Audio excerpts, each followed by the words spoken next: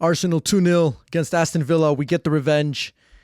Last year, we lost both of the matches, which probably was a very big factor in the fact that we ended up losing the Premier League to Manchester City because we were so close. So, Mikel Arteta being compared recently to Unai Emery, who's the better manager. So there was a lot on the line, especially with a few of our new signings. I was particularly interested to see if Calafiori was going to make his debut. And I actually thought that Zinchenko was going to start the match. So it was quite a surprise to see Jurriën Timber as the starting outside back, almost playing like a holding center mid in possession, and then defensively as a left back.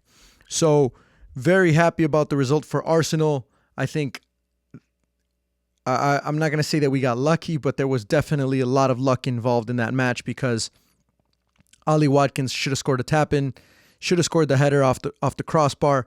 Raya, for the second game in a row, makes an unbelievable save to preserve the lead. So I think while I'm happy that we got the result, obviously we kept a clean sheet, I think the game could have honestly gone either way. So just the fact that we made it out of there with the 3 points and a clean sheet is fantastic. So Arsenal make a statement. Clearly we're competing for the Premier League championship this season against Manchester City. This was a massive result in order to get us in the right direction. Obviously, it's only the second game of the season, but huge statement for Arsenal. I just wanted to talk a little bit about what this means for Alexander Zinchenko, because now it seems as though he's kind of fallen out of grace and out of favor with Mikel Arteta. And from just seeing the man management of Arteta and the decisions that he's made as far as, players, I think it becomes pretty clear and obvious when he decides that a player is no longer part of his plans. I still think that Aaron Ramsdale is about to leave before the transfer window closes. I think there's a couple of teams in the Premier League that are keen on signing him, and Arsenal are already looking for a replacement, basically have that plan ready to go in case he does leave. Raya has been fantastic in the first 2 games of the season. There's absolutely no chance that Ramsdale is going to get a game in the Premier League unless Raya has a massive drop-off. So I think he's going to leave. I think there's probably a few other players as well, but Zinchenko, they showed him on screen at the beginning of the match.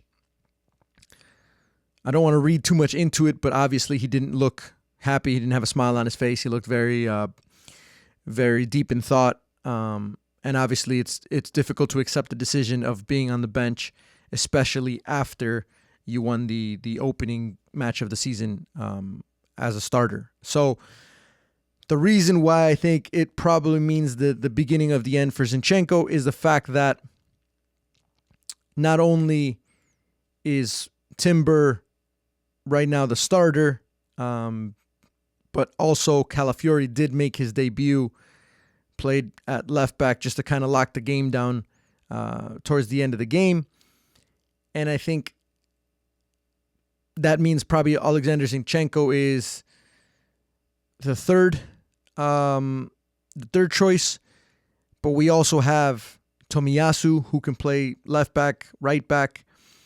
We also have Kivior, who can also play as a left back. So I think that position, we're getting to the point where Arteta usually says that he wants 2 players in every position. And I think we're close to 3 or 4 in that position now. So Alexander Zinchenko is going to have to make a decision. I really like what he brings to Arsenal. I think a more polished version of him with less mistakes would guarantee him, a start. And I think that his abilities to tuck into midfield and play a little bit more central, he's good on the ball. He did a fantastic job in preseason. I just think there's too many mistakes in his game, too many mistakes that will cost us the game, and that's why Arteta has opted for, Timber and Calafiori, who probably are going to be a little bit more secure. Speaking on Calafiori, I don't think that the outside back is going to be his best position. He came on, I think he did a solid job, but there was a couple of moments in the game where a few of the Aston Villa players, you could tell with a little bit of pace, are going to be able to dribble past him in that out on the flanks. So I would like to see him, as much as I'd like to see him play, I think as a center back, that's going to be a much better position for him, a little bit more natural. He's not going to get into these 1v1s as much, and I think it brings out his qualities. So I was a little bit worried about that, but he did play really well. Got into a little scuffle, smile on his face afterwards with some of the Aston Villa players. So that was fun to see. Great to see him get his debut. Very excited about him as a player. And obviously, we really only have Gabriel and Saliba as our two center backs.